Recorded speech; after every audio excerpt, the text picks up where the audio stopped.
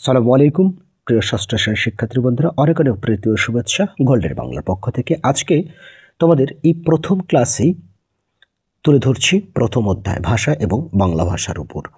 ভাষা এবং বাংলা ভাষা এই অধ্যায়ের উপরে অনুশীলনীতে গিয়ে বহু নির্বাচনী প্রশ্ন রয়েছে ৩৯টার মতো। এই বহু নির্বাচনী উত্তরগুলো নিয়ে অনেকের মধ্যে দ্বিধাদ্বন্দ্ব, এই কারণে যে বাজেটের বিভিন্ন গাইডে উত্তর এক এক রকম দেওয়া আছে। তাই একেবারে সঠিকতা যাচাই বাছাই করে সঠিক উত্তরগুলো নিয়ে এসেছি আজকের এই ভিডিওতে।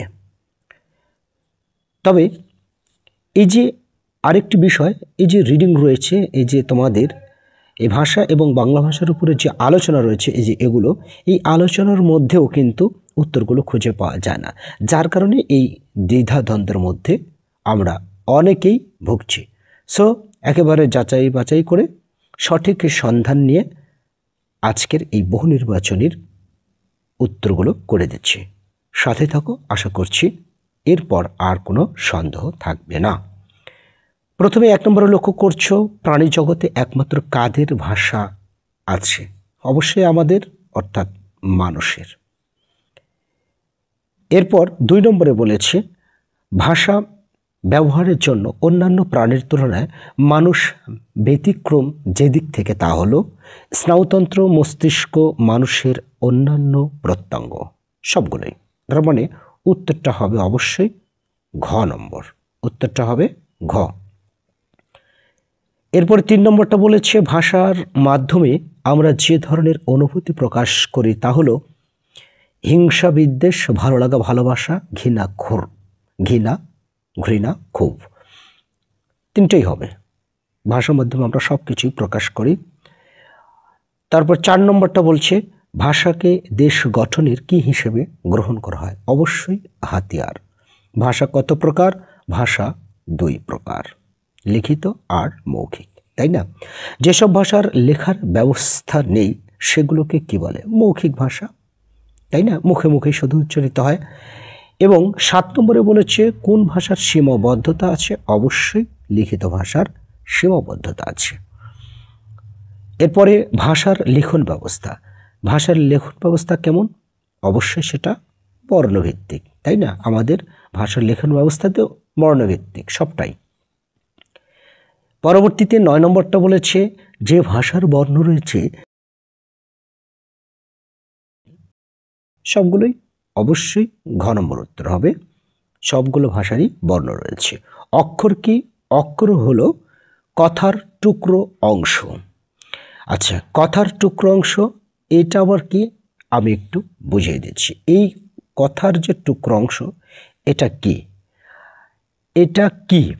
যেমন আমি যদি বলি যে আমাদের, আমাদের, এই যে একটা শব্দ বললাম, এর মধ্যে অক্ষর কয়টি?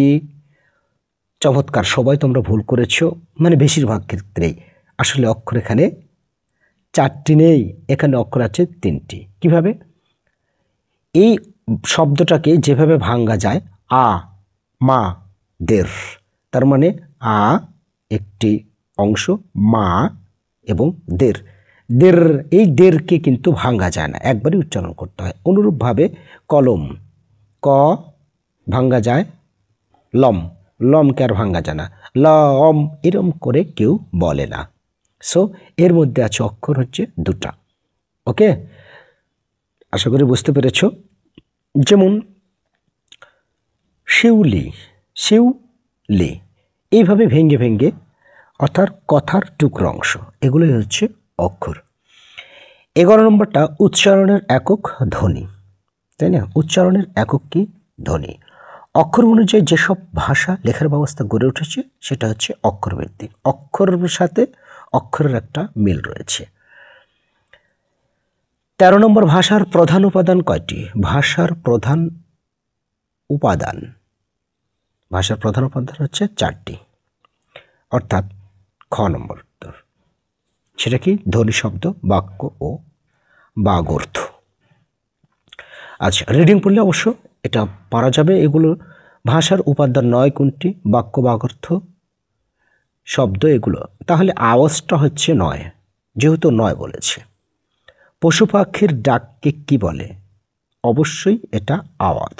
পশু পাখির ডাককে ধ্বনি, ভাষা, সংকেত কোনো কিছুই বলে না, এটাকে বলে আওয়াজ। এটাও রিডিংয়ের মধ্যে পাবে তোমরা। 16 নম্বরটা, এক বা একাধিক ধ্বনি মিলে শব্দ তৈরি হয়। কোন অর্থ প্রকাশ করলে তাকে কি বলে? শব্দ বলে। এক বা একাধিক ধ্বনি মিলে শব্দ বলে। ওকে, এবার বাক্য বলতে বোঝায়, বাক্য বলতে বোঝায় কথা ও বাচন, অর্থাৎ এই ক এবং এক এবং দুই, উত্তর হবে গ। বাক্য বলতে কথা এবং বাচন বোঝায়। 18 নম্বর, ভাষার উপাদান হিসেবে ধরলে বাক্যের স্থান তৃতীয়। কি করে? প্রথমে আছে ধ্বনি, তারপর শব্দ, তারপর বাক্য, তারপর বাগ অর্থ। সো বাক্যটা হচ্ছে তৃতীয়। ওকে, 19 নম্বর, 19 নম্বরটা বাক্যের সঙ্গে সম্পর্ক রয়েছে বক্তা এবং শ্রোতার। একজন থাকবে বক্তা, বাকিটা শ্রোতা। সো বক্তা এবং শ্রোতা, উত্তরটা হবে গ। ভাষার শব্দ ও বাক্যের অর্থের আলোচনাকে কি বলে? ভাষার শব্দ ও অর্থের আলোচনাকে বলে বাগর্থ। অঙ্গভঙ্গির মাধ্যমে, যেহেতু প্রথমে অঙ্গভঙ্গি আছে, সো এই শব্দটা দিকে বুঝে নেবে এটা অঙ্গভঙ্গি ভাষা। ছবি এঁকে নানা ধরনের চিহ্ন বা সংকেত ব্যবহার করে মনের ভাব প্রকাশ করাকে কি ভাষা বলে? অবশ্যই অঙ্গভঙ্গির ভাষা। এবারে 22 নম্বর, সংকেত ভাষা প্রকাশ করা যায়, প্রকাশ করা হয় আঙ্গুল মুখে ছুঁয়ে, হাত মাথায় উঠিয়ে, বুকে হাত দিয়ে, তিনটাই। সো উত্তর হবে ঘ।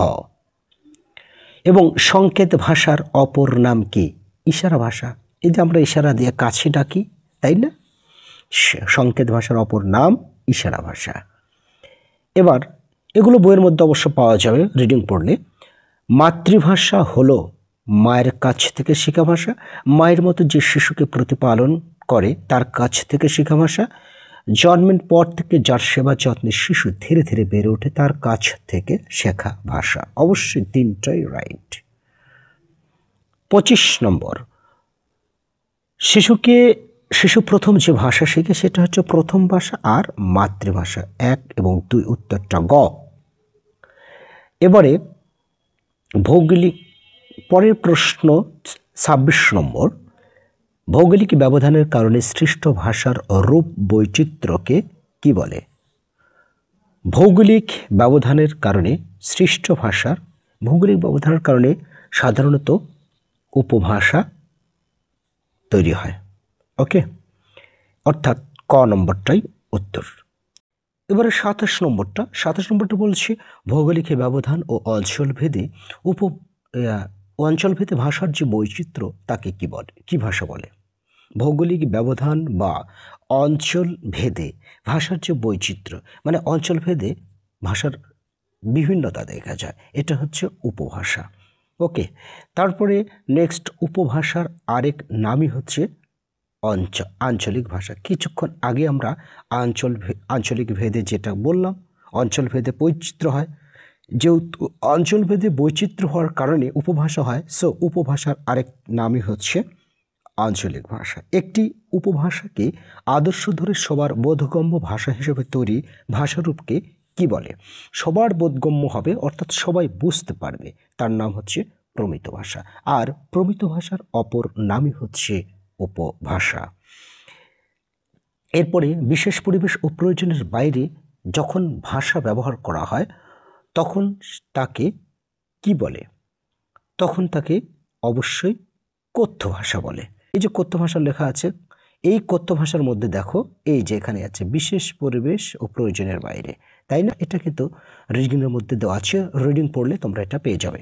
ব্যক্তির নিজস্ব পরিচয় যে ভাষার উপর মাধ্যমে প্রকাশ পায় সেটা হচ্ছে ব্যক্তি ভাষা, তাই না? ব্যক্তির নিজস্ব পরিচয় যেহেতু। আর সমাজের কোনো বিশেষ শ্রেণীর ভাষাকে সামাজিক ভাষা বলে। সামাজিক ভাষা দুই প্রকার, সহজভাবে বুঝে নাও, একটা হচ্ছে উচ্চ শ্রেণীর ভাষা আর নিম্ন শ্রেণীর ভাষা আছে, ঠিক আছে? তারপর অভিজাতদের ভাষাকে কি বলে? অভিজাত বুঝিত সম্ভ্রান্ত পরিবারের লোক, সেটা হচ্ছে উচ্চ শ্রেণীর ভাষা। আর সামাজিক সুযোগ সুবিধা যারা কম লাভ করেছে, শিক্ষা দীক্ষার সুযোগ যারা তেমন পাননি, যারা নিরক্ষর, আর্থিক দিক থেকে তেমন সচ্ছল নয়, তাদের ভাষা অবশ্যই নিম্ন শ্রেণীর ভাষা। যার কারণে সামাজিক ভাষা দুই প্রকার হলো এর আগে। 37 নম্বর, সমাজের কোনো বিশেষ পেশার মানুষের বৈচিত্র্যকে কি বলে? পেশাগত ভাষা বলে, যেহেতু এটা পেশার কথা বলেছে, সো পেশাগত ভাষা। মাতৃভাষা ছাড়া অন্য যে ভাষায় দ্বিতীয় ভাষা হবে, মাতৃভাষা ছাড়া যে কোনো ভাষায় দ্বিতীয় ভাষা এবং বিদেশি ভাষা। ঠিক আছে, তার মানে উত্তর হবে 1 ও 3। আছে কি 1 ও 3? হ্যাঁ আছে, ঘ নম্বরটা। তারপরে 39 নম্বরটা লক্ষ্য করছো যে বাংলা লিখিত ভাষা যখন উদ্ভাবিত হয় তখন উদ্ভাবকেরা বাংলা গদ্যের ভাষাকে যে রূপ দিয়েছিলেন সেটাই হচ্ছে সাধু ভাষা। এটাও রিডিংয়ের মধ্যেই তোমরা পাবে। তাহলে শিক্ষার্থী বন্ধুরা, আজ থেকে আর কোনো দ্বিধাদ্বন্দ্ব নেই। শেষ পর্যায়ে তোমাদের সবার মঙ্গল কামনা করছি। দীর্ঘ জীবন লাভ করো, সেই সাথে তোমাদের অ্যাম্বিশন পূরণ হোক, এই প্রত্যাশায় আগামী দিনে আবার নতুন ভিডিও নিয়ে তোমাদের সামনে উপস্থিত হব। আল্লাহ হাফেজ।